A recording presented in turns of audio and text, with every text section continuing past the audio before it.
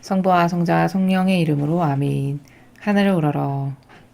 사랑을 하느님 아버지 뜻 안에서 스승이신 예수님과 도움이신 성령님과 사랑을 성모님과 성요셉 아버지와 성미카엘 대천사와 하늘의 모든 거룩한 천사들과 성인들의 정보를 청하며 기도드립니다. 사랑을 아버지, 오늘도 아버지 뜻 안에서 예수님과 어머니 하나 되신 성심을 통해 저희 사명과 저희 제자들과 십자가 사도직을 두 분의 하나 되신 성심을 통해 아버지의 뜻에 봉헌드립니다. 아버지의 눈과 귀와 입이 되어드리고 손발이 되어드리는 사명 될 수 있도록 축복하여 주시옵소서. 또 대한민국을 예수님과 어머니 하나 되신 성심을 통해 아버지 뜻에 봉헌드립니다. 아버지, 이 나라가 70여 년 만에 엄청 부국 강병한 나라가 되었는데 이 나라에는 훌륭한 지도자가 딱 2명밖에 없었습니다. 나머지는 아버지 보시기에 옳지 않았고 아버지께 의탁하지 않은, 그래서 사육과 욕망으로 자신의 사육과 욕망을 채웠고, 혹은 빨갱이의 공산주의, 전체주의 시스템을 끌어들이는 악의 통로요 도구적 역할만을 한 지도자로 가득합니다. 그리하여 그런 지도자들 밑에서 쇠뇌당한 국민들은 이제 눈과 귀가 아예 멀어버린 장님과 소경이 되었지만 자신들이 영적으로 장님이고 소경이라는 것을 깨닫지 못하여 끊임없이 부르짖는 이 주님의 공정과 정의를 알아듣는 것조차도 귀를 막아버린 영혼들이 태반이고 대다수입니다. 아버지께서 어떤 은총으로 이 나라를 축복하셨는데 그것에 대해서 지난 70여 년간 올바르게 화답과 반향과 감사와 찬미와 영광과 사랑을 돌려드린 적이 단 한 번도 없었다면 저희 사명이, 또 저희와 하나 된 저희의 회원들이 예수님과 어머니 하나 되신 성심을 통해 아버지께 이 나라가 지은 모든 죄악을 대신 배상과 보석을 드립니다. 아버지, 깨닫지 못하여 가르치는 지도자가 없어서, 예수님의 정신과 어머니의 정신이 무엇인지를 모범으로 사는 사람이 없어서, 보고 들은 바 없고 배운 바 없어서 무엇이 옳은지 무엇이 악인지를 이제 구분 못하는 소경이 된, 그래서 모욕과 역겨움만을 매일매일 드릴 수밖에 없는 이 불쌍하고 가련한 처지의 대한민국의 국민들을 아버지 가련히 여겨주시고 용서하여 주시옵소서. 자비를 베풀어 주시옵소서. 또한 저희가 지난날 깨닫지 못하여 아버지께 드렸던 미처 다 알 수도 없는 수억만 가지의 종류의 매운망독과 모욕과 치욕과 역겨움을 부디 너그러이 용서해 주시옵기를 간절한 갈망으로 청원드립니다. 또 저희 사명이 일상생활에서 행하는 이런 작은 희생들이 이 나라가 지은 수십 년간 지은 죄악을 끊임없이 배상하고 보속하는 회개의 통해의 그 산물로, 예물로 아버지께 봉헌드리오니 아버지, 너무나도 부족하오나 부디 너그러이 받아주셔서 대한민국을 용서하여 주시고 불쌍히 여겨주시옵소서. 가련히 여겨주시옵소서. 아버지 아니시면 희망 없는, 정말 희망 없는 그런 나라입니다. 아버지께서 무엇을 허락해서 열어주시지 않으시면 아마 평생 장님으로 살다가 죽어도 자신이 장님인지 전혀 죽는 날까지 알지 못할 그런 아둔하고 어리석음으로만 가득한 이런 소경드림을 아버지 불쌍히 여겨주시옵소서. 자비를 베풀어 주시옵소서. 저희를 버리지 마시고 살려주시옵기를 간절한 갈망으로 청원드리며, 이 나라에 다 뒤틀린 이 무질서한 경계를 허무는 이 마귀를 아버지께서 어서 빨리 몰아내 주시고 패망시켜 주시고 멸망시켜 주시고 불살라 없애 주시옵기를 간곡한 갈망으로 청원드립니다. 이 마귀 세력 단 하나도 남기지 마시고 완전히 없애버려 주시옵소서.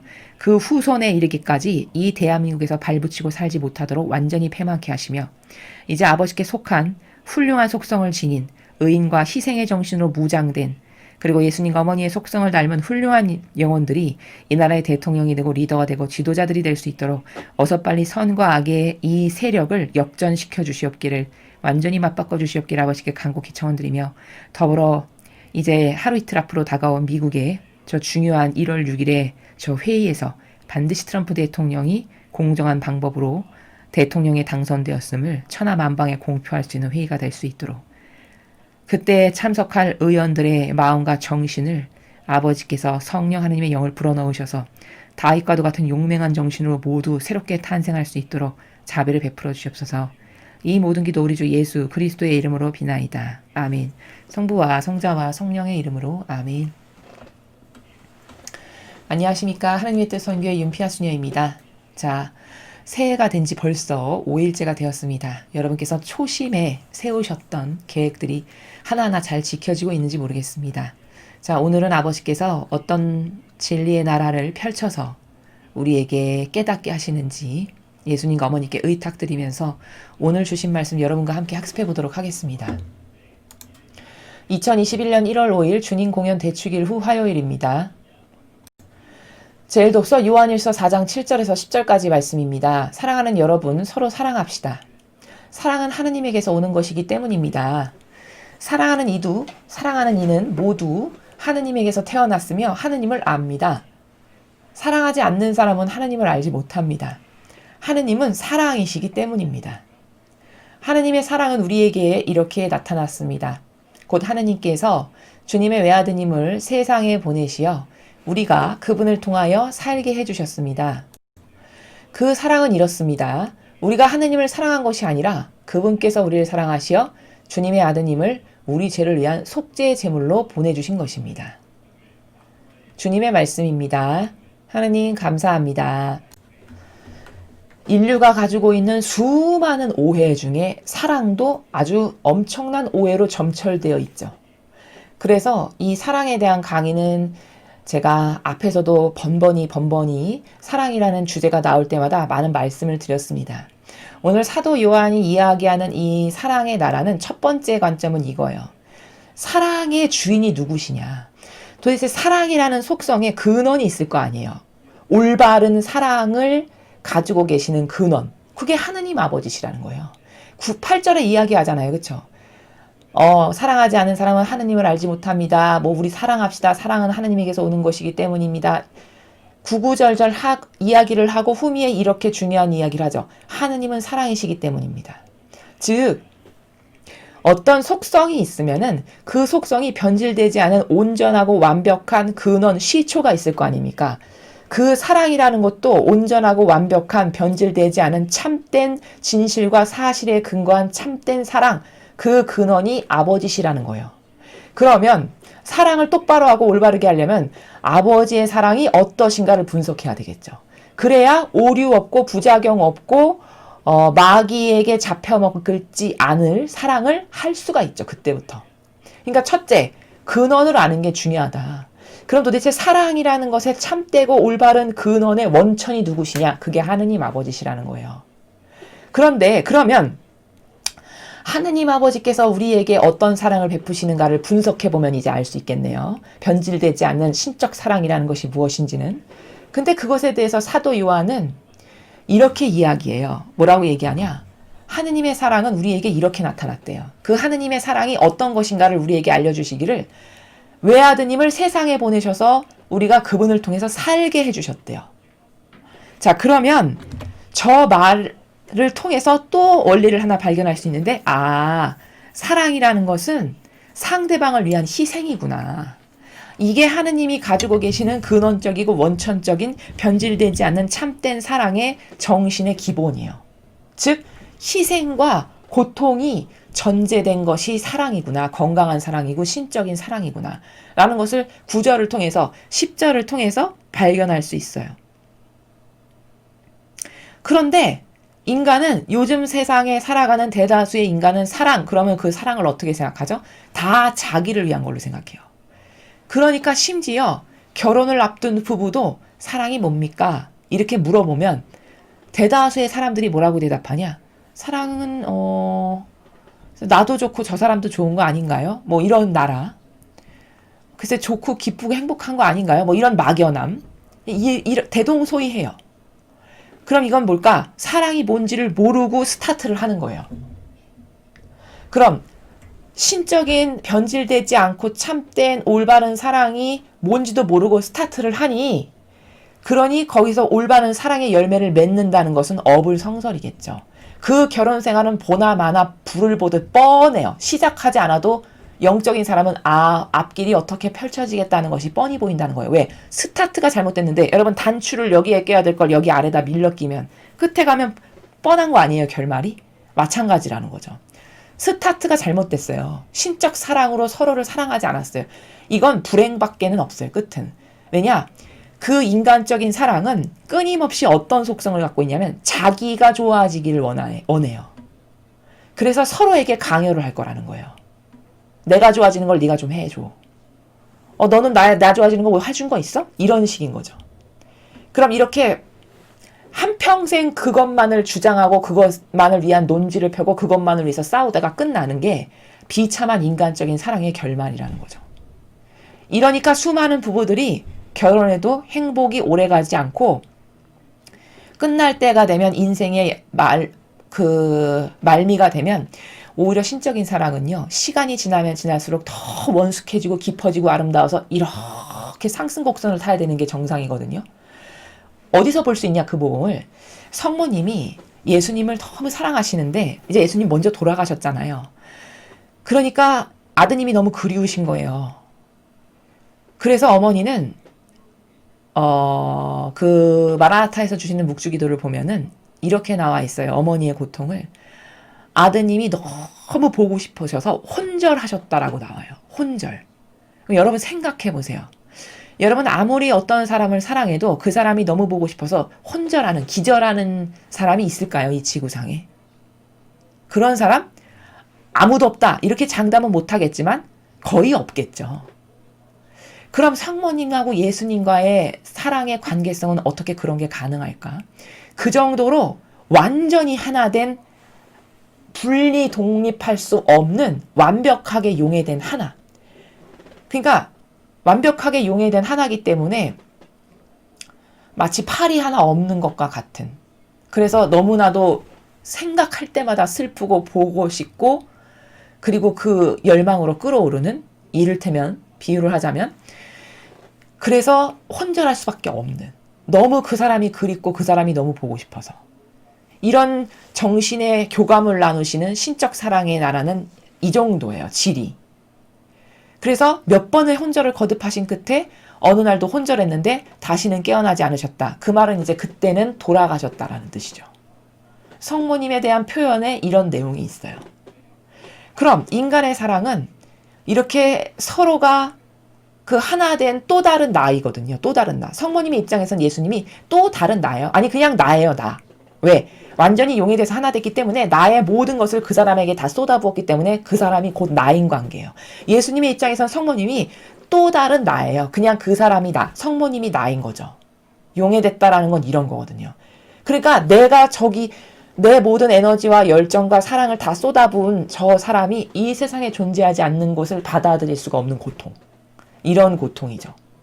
이러한 것이 신적 사랑의 나라인데 이런 것은커녕 육적인 것만을 맨날 서로가 바라고 갈망하다 보니 그게 얼마나 가겠어요. 변덕스러운 인간이. 그러니까 그것이 딱 끊어지면 그때부터는 급하강하죠. 그래서 끝날 때 되면 평생 왼수 이렇게 되는 거예요. 그러면 지금 사도 요한이 이야기하는 사랑의 나라하고는 완전히 다른 정반대의 극과 극을 달리는 나라잖아요. 이 인간이 구현하는 사랑이라는 나라가. 자, 그러면 도대체 왜 이렇게 됐을까? 자, 종교가 이 사랑의 모범을 보였어야 되는 거거든요. 아니 지금 사도 요한이 말하는 저 정신세계 사랑이 저런 거다.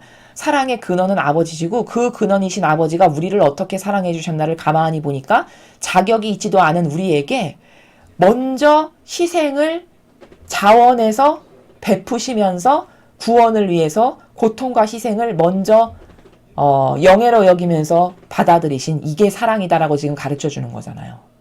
그러니까 사랑의 근본적인 절대 속성은 의로움이요 희생과 고통을 기꺼이 사랑해서 받아들여서 저 사람을 위해서는 이런 희생과 고통을 하는 게 전혀 아깝거나 힘들지 않은, 오히려 기쁨이고 저 사람을 위한 희생과 고통이 나의 영예인, 이게 사랑의 절대 속성이거든요. 그럼 교회가 이런 사랑의 정신을 똑바로 가르쳤으면, 그럼 전 세계에 살아가는 가톨릭 신자에게 매일 이런 사랑의 나라를 1시간씩만 가르쳤어도 그럼 가톨릭 신자가 그것을 듣고 아 진짜 아름답다, 진짜 감탄스럽다, 사랑이라는 건 저런 거구나 깨달았으면 주변에 가서 그것에 영향력을 끼쳤겠죠. 전파하고 가르치고 전했겠죠. 그럼 또 주변이 좋아지고 또 주변이 좋아지고 이래서 지금 예수님이 돌아가신 지 2000년이 지났으면은 전 인류는 이런 예수님의 사랑으로 차고 넘쳐서 그런 사랑 안 하는 사람을 이상하다라고 지적해야 될 만큼으로 가득해야 되는 게 정상이죠. 그런데 오히려 퇴보했죠. 역으로. 과거의 사람들보다 더 정이 없고 더 메마르고 더 역겹고 더 위선자고 더 교묘해요. 나밖에 모르고.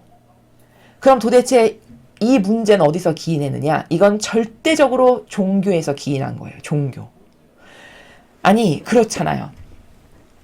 어떤 따라야 될 멋있는 모범이 있어야 그걸 보고 멋있다. 저 사람의 정신세계 참 멋있는데? 나도 좀 저렇게 살아봐야 되겠어.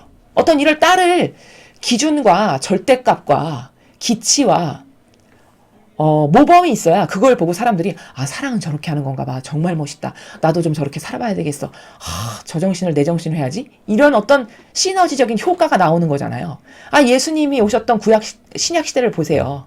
예수님이 오셔서 사람 고쳐주시고 다니시는 데마다 복음 선포하시고 그것에 감화돼서 군중들이 막 따르잖아요. 막 감화되고 너무 매력적이니까 막 따라다니고 그냥 우르르르 몰려다니고 예수님 저기 가신다면 벌써 미리 와서 여기 와서 기다리고 이런 게 막 나오죠. 그거 왜 그럴까요? 그건 어떤 이유예요?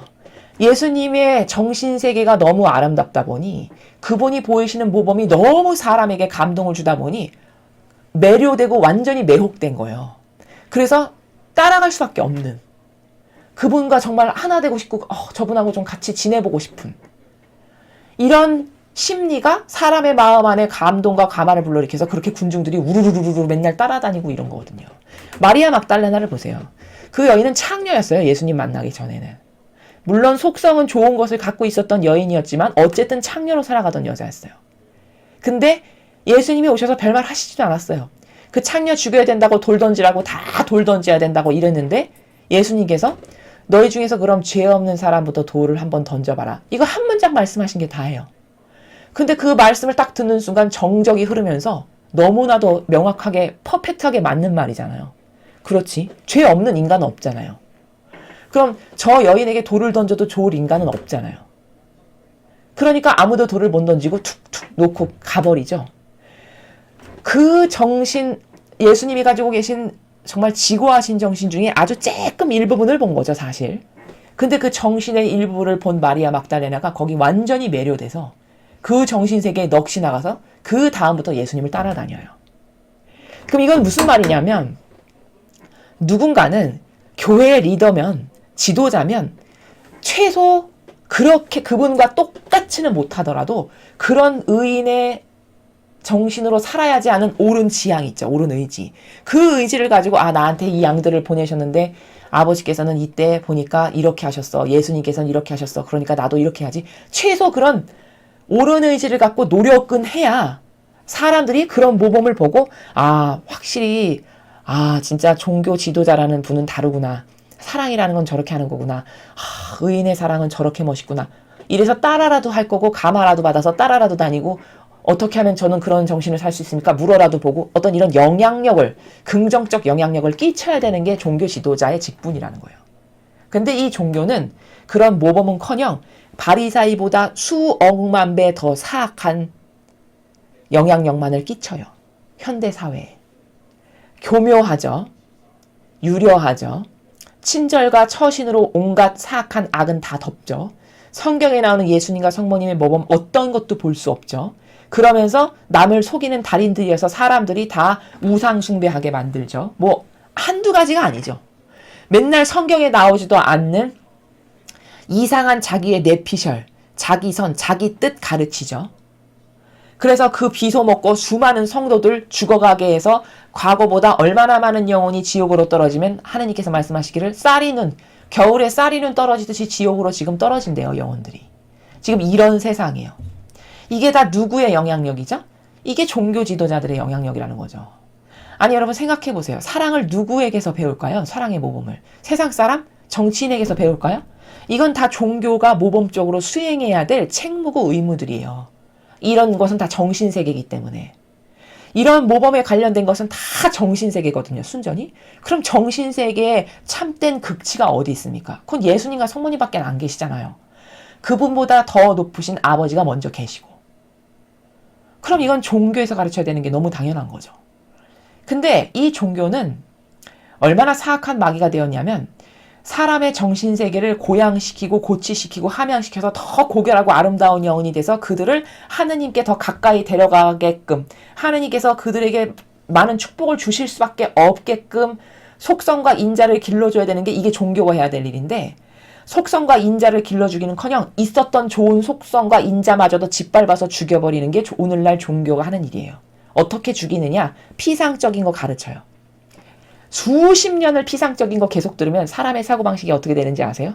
처음에 예수님과 어머니는 진짜로 살아계신다라고 믿는 소녀가 성당에 왔다가 오병이어의 기적, 그거는 기적이 아니라 그때 도시락에서 그 갖고 있던 사람, 그 소년이 도시락 하나 꺼냈더니 이 사람 저 사람이 다 주섬주섬 꺼내가지고 그래서 여러 사람이 다 먹을 수 있게 된 거예요. 이런 강론을 하나 들었다. 그럼 그 소녀에게 그날 그 강론은 비소 먹인 것과 똑같아요. 그 강론을 들음으로써 그 소녀는 이제 더 이상 신적인 것을 믿을 수 없는 사고방식으로 마귀가 하나 쑥 들어간 거예요. 그날. 그럼 이런 영향력을 평생 동안 몇 명에게 끼칠까요? 생각해 보세요. 그런 피상적이고 성경에 근거하지도 않은 그런 자기 뇌피셜로 떠들어서 소박하고 순박하고 단순하고 착한 영혼들이 하나님이 진짜 살아계시다라고 믿어서 어떻게 하면 하나님과 더 가까이 갈까, 하나님을 어떻게 하면 더 사랑할까, 이것을 갈망해서 교회에 다가온 수천만 명의 영혼들에게 그런 강론을 매일 한다라고 생각해 보세요. 그런 피상적이고 그 신적인 아버지라고 하는 존재적 가치를 짓밟는, 야 그건 가짜야, 사실은 다 이렇게 사람이 이렇게 해서 한 거지 하느님이 어딨어, 이런 거를 심는 거죠. 이걸 매일 매긴다. 그럼 그 수천만 명의 영혼 다 지옥 가는 영혼으로 만들어버린 게 누구냐? 그 강론 때에서 그런 강론을 한 이 종교인이라는 거예요. 그러나 신자들은 그거를 모르니까 아멘 아멘 이렇게 한다는 거죠. 이게 다 종교가 수천 년 동안 끼친 영향력이에요. 그래서 드디어 이 나라는 빨갱이 공산주의 사상으로 경도된 대다수의 국민이 이런 나라가 되어버렸어요. 이게 누구 탓인가요? 다. 이게 100% 정치인만의 탓이다? 절대 아닙니다. 만약에 종교인들이 똑바로 먼저 모범으로 이런 예수님과 어머니 같은 희생정신으로 살고 아닌 일을 나라가 뭔가를 할 때 아니라고 아주 강력하게 외치고 죽이거나 말거나 난 아닌 것을 외칠 거야. 이런 정신으로 빳빳했다. 그럼 정치가 이렇게까지 날뛸 수가 없어요. 게다가 영향력을 아주 크게 끼치는 종교다. 그럼 그 종교의 눈치를 볼 수밖에 없습니다. 표가 관련돼 있기 때문에. 근데 이 종교는, 이 이교도는 오히려 그들과 손잡고 하나 된 세력으로서 나눠 먹을 게 있어서 전체주의로 하나 된 시스템, 똑같은 시스템을 교회 내부에서 통치의 시스템으로 가져요. 이분법 신분질서가 전체주의지 뭡니까? 나는 다스리는 사람, 나는 지도자, 리더, 너희들은 내 말을 들어야 되는 백성들, 민중들, 안 들으면 은근히 제약을 거는, 이게 전체주의지 뭐예요. 이런 계층화된 시스템이 교황에 이르기까지 수없이 많이 있잖아요. 그 내부에. 이게 전체주의 시스템이에요. 북한 보세요. 김정은이라고는 절대 권력 독재자, 밑에 그 산과 언덕으로 하나 된 세력, 또 밑에 산과 언덕으로 하나 된 세력, 이렇게 서로 나눠먹고 이득관계. 그래 네가 좋고 좋은 게 좋은 거지, 나도 좋게 좋은, 그래 서로 이렇게는 봐주자. 이러고 이 밑에 수많은 평양 시민 제외한 나머지 일반 국민은 먹을 거 없어서 지금도 허기져서 죽는. 근데 허튼 짓 하면 5가구마다 하나씩 감시인 붙어가지고 야 어느 집 이상에 갖다 보고하면 보고 잘했어, 너 좀 이런 거 먹어. 또 거기서 산과 언덕으로 나눠 먹어서 이 감시체제를 키워서 옴짝달싹 못하게 영혼을 가두는, 이게 전체주의잖아요. 똑같은 시스템이지 뭡니까, 이런 계층화된 사회. 그러나 이것을 볼 수 없기 때문에 종교인이 한없이 착하고 선량하고 하느님의 일을 엄청 잘하는 이런 세력이라고 착각한다는 것이죠. 이런 사랑의 모범이 없어서 오히려 이런 사랑을 이 교도는 모두를 사랑하십시오. 가장 버림받은 영혼을 돌보소서. 이렇게 엄청 착한 코스프레 뒤에 어떤 게 숨어있냐. 여러분이 은총 못 받게끔 질을 다 떨어뜨리는 겁니다. 그게. 어떻게 질을 떨어뜨리느냐. 자, 가장 버림받은 영혼을 돌보소서. 엄청 착한 것 같죠, 여러분? 하느님보다 더 착한 존재인 것처럼 보여요. 그러나 누굴 구원하고 말고는 아버지의 권리예요. 누굴 지옥을 보내고 누굴 천당에다 갖다 놓고 어떤 애는 연옥에 가게 하고 저거는 도저히 안 되겠어 지옥으로 보내고, 이건 순전히 아버지의 권리고 권한이세요. 공정과 정의와 그리고 신적 질서로 투철한 그 질서로 가득한 세계에서 아버지가 하실 일이지, 감히 내가 가장 버림받은 영혼 구원하세요, 이런 명령할 수 있는 존재적 가치 자체가 안 돼요. 인간이라는 존재 자체가. 근데 이런 교묘하게 착해 보이는 것을 넣어서 아주 하나님이 받으시기에 정말 착해서 받기 좋으신 기도인 것처럼 온갖 단어 하나 싹 바꿨지만 완전히 내부적 의미는 확 달라지는 이런 기도문이 이 교회 안에 엄청 많아요. 다 변질된 것들이죠. 이런 게 한두 개가 아니어서 밤을 새서 말해도 다 못할 만큼 모든 사람을 사랑하십시오. 그래서 성체성사에서도 이는 모든 이를 위하여 흘릴 피니, 이 모든이 틀렸다라고 마귀가 증언할 만큼이에요. 심지어 뭐냐, 예수님은 모두를 위해서 절대 돌아가시지 않았대요. 이 말은 무슨 말이냐면 지옥 갈 애들까지도 내가 구원하기를 원해서 내 목숨을 내어준 건 아니라는 거예요. 너무 당연한 거예요. 그런데 거기를 모두라고 단어를 싹 바꿔놔가지고 이는 많은 이들을 위하여 흘릴 피다라고 했을 때 완벽한 제사가 돼서 그런 제사를 아버지께서 받으시고, 그럼으로써 그 제사에서 올바른 반향을 한 백성들에게 아버지께서 주시고자 하시는 이런 축복과 은총이 있잖아요. 근데 그 축복과 은총을 못 받게끔 아버지께 모욕과 역경을 드리는 단어들을 다 조금씩 바꿔가지고 모욕과 치욕을 계속 드리는 제사를 봉헌 드리는 거예요. 미사를. 그럼 어떻게 될까요?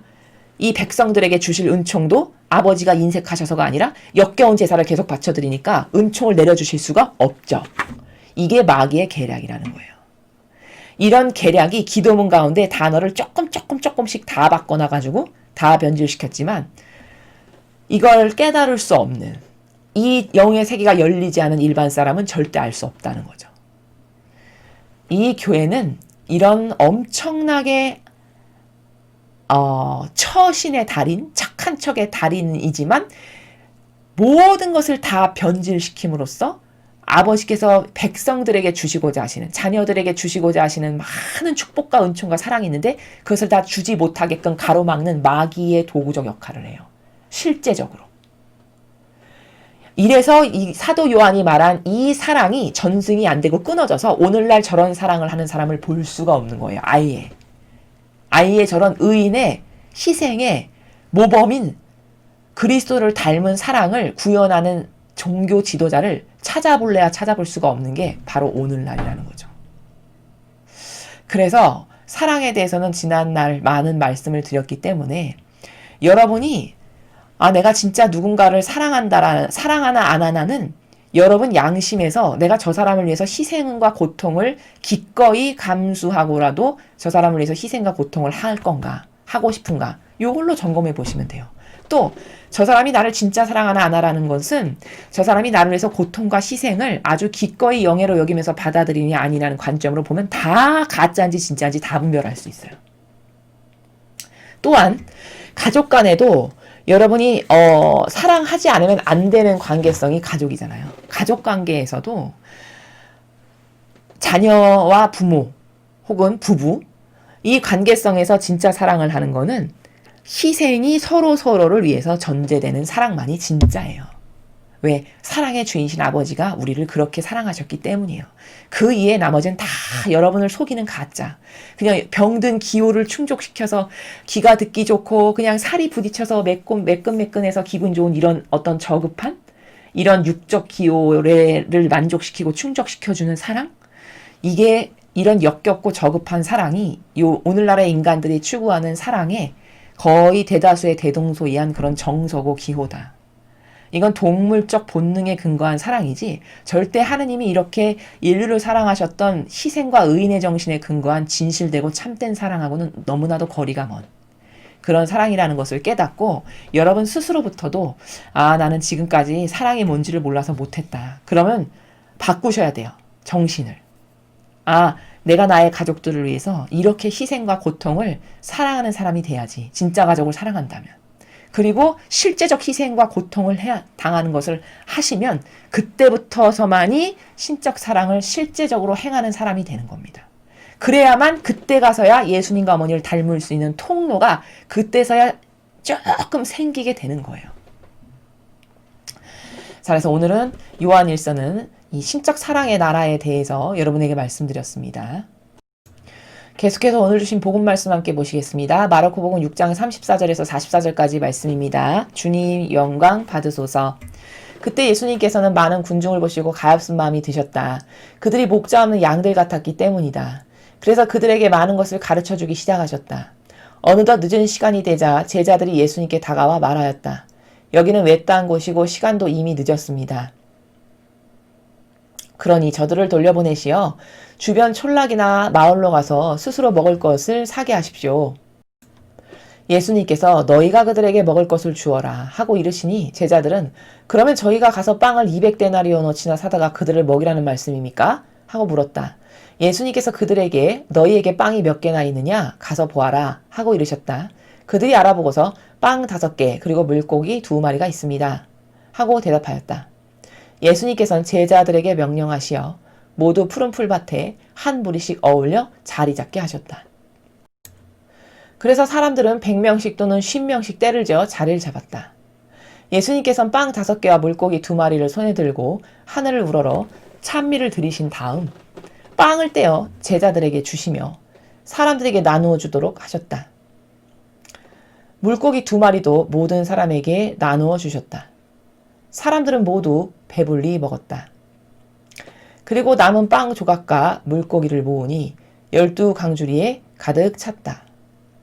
빵을 먹은 사람은 장전망은도 5,000명이었다. 주님의 말씀입니다. 그리스도님 찬미합니다.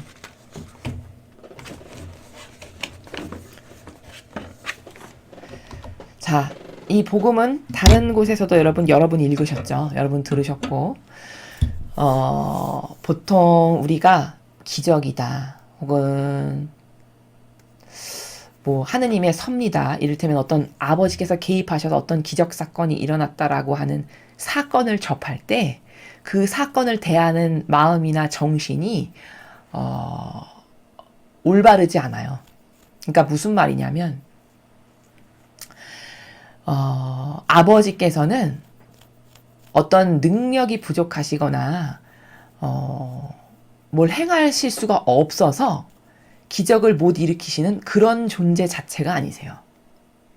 근데 나는 맨날 기도해도 안 이루어지던데 그렇게 내가 빌고 그냥 비나이다처럼 그냥 끊임없이 기도를 해도 안 이루어지던데 만약에 그런 분들이 계시다면 그건 자기를 점검해 봐야 돼요. 나에게 지금 영적으로 어떤 문제가 있기 때문에 그게 안 이루어질 수 있는 가능성이 가장 확률이 높아요. 혹은 내가 영적으로 문제가 없는데 그게 안 이루어진다면 이럴 수도 있어요. 그것을 바라는 것은 여러분의 인간적인 욕심이고 아버지 입장에서는 그것을 들어줬을 때 오히려 영혼에게 나쁘기 때문에 안 들어주시는 경우도 있어요. 혹은 아버지의 뜻이 이루어지게 하기 위해서 아무리 여러분이 올바른 정신 상태로 말씀을 드리고 청을 드려도 안 들어지는 경우도 있어요. 이런 여러 가지 경우가 있는데 사람은 이렇게 기도가 안 이루어지는 건 이런 여러 가지 경우가 있는데 사람은 보통 하느님의 역사가 안 일어나면 그것을 하느님은 무능력한 사람, 하느님은 나를 사랑하지 않아. 이런 이상한 관점으로 돌려요. 그것은 잘못된 성경에 근거하지 않은 여러분의 막연한 여러분의 뇌피셜이라는 거예요. 그럼 그렇게 어떤 아버지가 뭘 개입하셔서 이루시는 그 일이 일어나기 위해서는 어떤 충족시켜야 되는 조건들이 있는 거거든요. 근데 그 중에 가장 일반적인 내용을 여러분이 지금 오늘 보시는 거예요.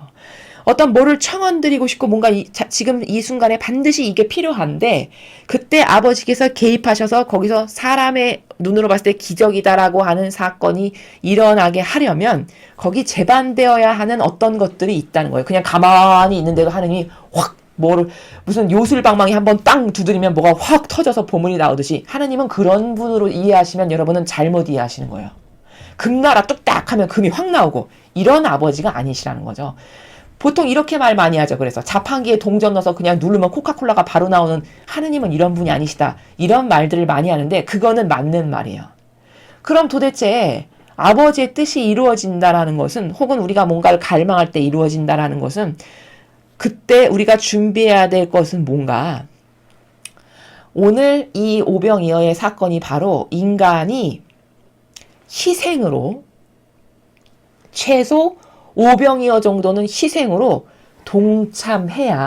동참하게 하신다는 거예요. 아버지의 통상적인 그 다스림의 원리와 법칙이. 그렇다고 해서 아버지가 능력이 없으셔가지고 그것을 안 이루어준다라고 하는 것은 인간의 착각이고 잘못된 관점이고, 그럼 왜 인간의 희생이 오병이어와 같은 최소한이라도 동반되기를 아버지는 원하실까? 그건 순전히 우리를 위한 거예요. 하느님을 위한 게 아니고. 그럼 왜 우리를 위한 걸까? 이러한 기적사건을 내 주실 수 있는 이 은총을 우리 인간에게 나눠주시고 싶으신데 그냥 나눠주실 수는 없어요. 그러니까 희생이라도 조금이라도 좀 해라. 너희가 요만큼이라도 최소 오병이어의 희생만이라도 좀 해라. 그러면 희생을 했기 때문에 아버지께서는 그때 명분이 생기세요. 아, 쟤네들이 이 정도의 희생을 했으니까 내가 그래도 이거를 이루어줘도 돼. 이런 명분이 생기신다고요. 그래서 이런 오늘 5,000명이 넘는 사람이 먹을 수 있게끔 아버지께서 역사를 하신 거예요. 그럼 이것은 순전히 우리를 위한 거죠. 우리에게 이런 기적 사건이 있을 때 주시고자 하시는 은총을 주시기 위해서 요만큼의 희생이라도 네가 좀 참여해라. 그럼 내가 너를 도와줘도 명분이 있잖니. 왜? 천상의 나라는 만약에 이런 어떤 희생이, 인간의 희생이 없는데 이런 기적을 아버지께서 베푸시잖아요. 그럼 이 다음에 천상의 나라에 갔을 때 마귀가 뭐라고 대드냐면, 아니 하느님, 아니 저는 이의가 있는데 이거 공정하시지가 않네요. 공정하신 하느님이라면서. 얘네들은 하나도 노력도 안 하고 희생한 것도 없고 여기 동참한 것도 없는데 왜 얘네들한테 거저 주셨어요? 이렇게 이의를 제기한다는 거예요. 왜? 그 나라는 공정한 나라이기 때문에. 그렇기 때문에 이런 법칙으로 다스려지는 나라이기 때문에 하느님은 그런 빌미를 절대 허락하실 리가 없죠. 얼마나 지엄하시고 존엄하신 분이신데 거기 한치 오차가 허용되지 않는 나라인데, 그렇기 때문에 조금이라도 희생이 들어가기를 원하신다는 거예요. 순전히 그 은총을 나눠주시기 위해서. 이런 원리는 성경에서 굉장히 많이 발견할 수 있어요. 아담을 만드셨는데 이름을 아담보로 지라고 하세요. 그럼 하느님이 지력이 딸려서 동생물의 이름을 지을 줄 몰라서 하신 거냐? 그게 아니라는 거죠. 이 창조 사업이라고 하는 이 어마어마한 역사에, 이 은총에 그도 동참하게 해서 동참하는 그 아담에게도 이 창조 사업을 통해서 주시고자 하시는 은총을 주시려고 이름을 짓게 하신 거다. 같은 원리예요. 또 여기서도 볼 수 있어요. 예수님이 골고타 언덕에 십자가를 지고 힘겹게 가시는데 중간에 병사가 그 키레네 사람 시몬도로 와서 이렇게 시몬도로 와가지고 이렇게 지라고 하잖아요. 그래서 시몬이 막 억지로 짖는 이런 장면이 성경에 나오죠. 자, 그것도 왜 인간을 끌어다가 십자가를 지게끔 했냐? 아버지께서 왜 그런 일을 허락하셨냐? 그것도 같은 원리인데 그 예수 그리스도의 순환의 고통에 조금이나마 동참하게 함으로써, 조금이나마 희생을 보태게 함으로써 예수님이 그런 인류의 죄악을 배상하고 보속하고 희생하시면서 아버지께로부터 엄청나게 많은 상급을 받으셨잖아요. 왜? 자신의 죄악이 아닌데 그 인류의 죄악을 대신 배상과 보속하셔서 시작부터 마침에 이르는 영혼에 이르기까지의 그 모든 영혼의 죄악을 홀로 다 끌어안고 배상 보속하셨단 말이죠. 그럼 그것을 했으니까 그 희생과 고통에 응당 상응하는 상급을 주셔도 합당하죠. 그래서 예수님은 나는 하늘과 땅의 모든 권한을 다 받았다. 왜? 모든 인류를 위해서 배상과 보속을 완벽하게 다 했으니까 받아도 합당하죠. 아무도 이 일을 제기할 사람이 없어요. 그 나라에서 마귀가. 그래서 하늘과 땅의 권한을 다 받으신 건데 그 다 받으신 그 권한의 은총의 일부를 거저는 못 주시니까 키레네 사람 시몬이 와서 조금이라도 지면, 희생으로 조금이라도 동참을 하면 그 은총을 나눠주셔도 이 일을 제기할 마귀가 없어서, 그래서 은총을 주시기 위해서 그런 십자가 지시는 길에 시몬을 동반하신 거예요. 이해가 되시죠? 이거 다 같은 원리예요. 그래서 보통 우리가 지금 미국을 위해서 이런 희생과 고통과 극기를 많이 하라고 제가 맨날 말씀드리는 거는 여러분의 그런 작은 희생 하나하나, 고통 하나하나가 다 모이면 아버지 입장에서는 어떠시냐. 다스리신 아버지 입장에서는 이제 미국에 개입해도 아무도 이의를 제기할 수 없는 명분이 강력히 생기시는 거예요. 그러니까 개입하셔서 적극적으로 도와주실 수가 있어요. 또 여러분 입장에서는 어떤 이득이 있냐. 여러분은 이 고통과 환란의 시대에 아버지께서 선의 세력을 쌓으시기 위한 이 위중차대한 순간에 이 고통과 희생으로 동참했기 때문에 여러분에게는 그 은총을 주기에 합당한 영혼들이 되세요. 그러니까 이 마지막 시대에 선의 세력과 하나 돼서 저는 동조하고 이렇게 선의 세력을 위해서 함께 싸웠습니다라고 하는 입증 증거가 되잖아요. 여러분이 바친 고통과 희생과 배상과 보속들이. 그래서 그래? 이 마지막 시대에 다 마귀밥이 됐는데 너는 나랑 하나 돼서 같이 배상 보속했단 말이지? 그래. 그럼 내가 너에게 이만큼의 상급을 줘도 되지. 이런 상급을 받기에 합당한 영혼들이 되시는 거예요. 고로 희생과 배상과 보속은 손해보는 것 같잖아요. 사실 여러분에게 이득이에요. 영적으로는. 그래서 모든 고통은요. 공짜가 없고 고통의 끝은 항상 축복이 있어요. 모든 성경의 원리가 다 그래요. 고통과 시련으로 단련된 영혼들 중에 훌륭하게 되지 않은 영혼들이 성경에서 단 하나도 없어요. 다 고통과 시련으로 단련되고 다 훈련이 돼서 결국에는 하느님이 쓰시기에 좋은 연장과도 같은 이런 예언자가 되고 선견자가 되고 제자들이 되고 다 이런 거거든요. 이래서 사람은 근시안적으로 살면 고통과 희생이 다가오면 왜 나한테 그걸 시켜 남도 안 하는데 이런 나라 저급한 나라에서 살지만 영적으로 성숙한 사람은 고통과 희생을 즐기고 자원해요.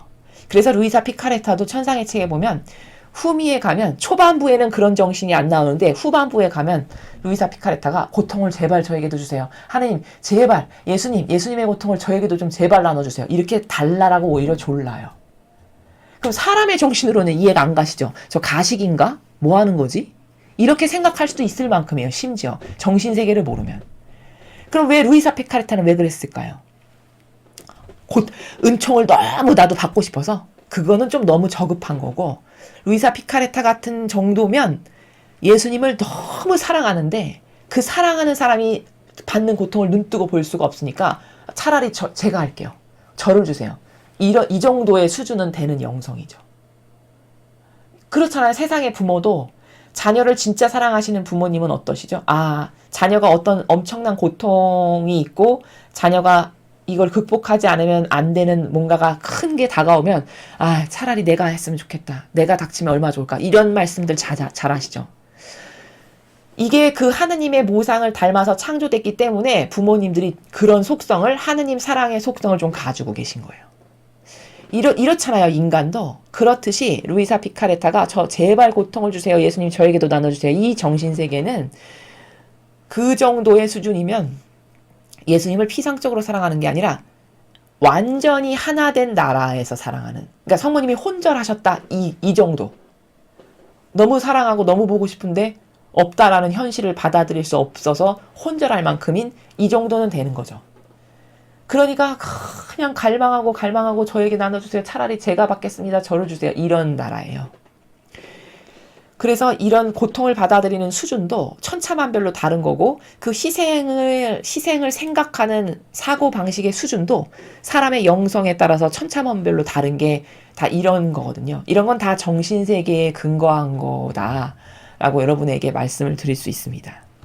자, 그래서 오늘 1독서는 사도 요한이 신적인 사랑, 거룩한 사랑이라는 것은 도대체 뭔가 하느님만이 가지고 계신 게 거룩한 사랑이고 사랑의 근원이고 기원이신데 그건 절대 속성이 사랑하는 사람을 위해서 희생하는 의인의 정신이 아예 기본적으로 내재화되어 있는 이게 올바른 참된 신적 질서의 사랑의 나라의 정신이 바로 이거다라는 걸 가르쳐주고 있고 그러나 지금 시대에 그런 종교 지도자를 볼 수가 없음은 이미 수천 년 동안 지내오면서 이 종교 안에 마귀가 파고들어서 오로지 사욕과 욕망으로 자신들의 기득권의 세력을 더 견고하게 하는 것에만 관심이 있고 그리고 그 마귀가 다가오는 성도들에게도 자신들의 인간의 뜻이 조작해서 만든 제도와 전통을 비소처럼 맨날 먹임으로써 이제 대다수의 신자들은 피상적인 신앙, 행사하면 신앙생활 잘한다고 착각하는, 미사 잘 다녀왔으면 오늘도 신앙생활 한 거 있네, 이런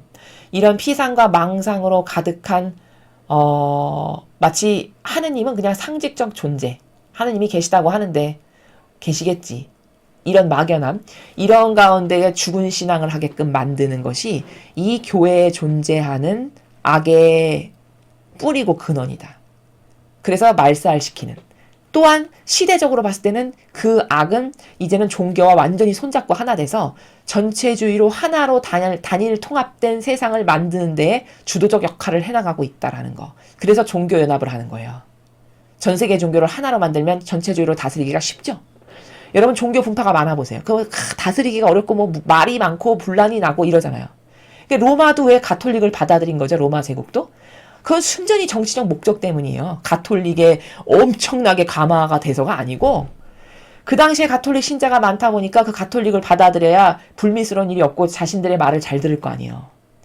가톨릭을 받아들인 황제야 이러니까. 그래서 받아들인 거예요. 다 정치적 이용 가치가 있어서 하는 거라는 겁니다. 그래서 완전히 정치와 하나 돼서 지금은 전 세계가 단일화된 뉴월드 오더라고 하는 하나의 신질서로 전체주의를 하기 위해서 이미 수십 년 전부터 다 전초 작업을 다 발판을 닦아온 세대고, 지금은 그 악이 열매 맺기 위해서 눈을 부릅뜨고 마지막 가열차게 공격을 하고 있는 이런 시대예요. 이런 시대적 환경의 변화에 민감하셔야 돼요. 그리고 복음에서는 이 어떤 아버지가 개입하실 수밖에 없는, 소위 우리가 기적이라고 이야기하는데, 아무튼 아버지께서 뭔가 개입하셔서 역사가 일어나고 우리의 염원과 청원을 들어주실 수밖에 없는 이런 것은 아버지의 능력이 부족하거나 힘이 없으셔서가 아니고, 나의 준비되지 않으면 안 되는 어떤 기본적인 준비들이 있는데, 그것은 순전히 우리가 은총을 받게 하시기 위한 아버지의 배려시고, 그것은 희생으로 오병이어 정도만큼은 뭔가 아버지께 내어드리는 이런 것이 있을 때, 아버지께서는 얘가 이 정도의 희생을 했으니까 내가 이런 은총을 줘도 합당하지 라고 하는 통치의 아버지만의 그 다스림에 의해서 항상 우리들에게 그런 것을 요구하신다. 그래서 십자가도 인간에게 중간에 좀 지게 하신 게 같은 원리고, 이름을 아담에게 짓게 하신 것도 똑같은 원리고, 다 이런 공통의 원리의 다스림 가운데에서 인간에게 그렇게 자비하신 사랑으로 배려를 하시는 분이 우리의 아버지시다 하는 것을 오늘 우리가 배울 수 있었습니다. 이상으로 2021년 1월 5일 주님 공연 대축일 후 화요일 복음 해설을 마치겠습니다. 감사합니다.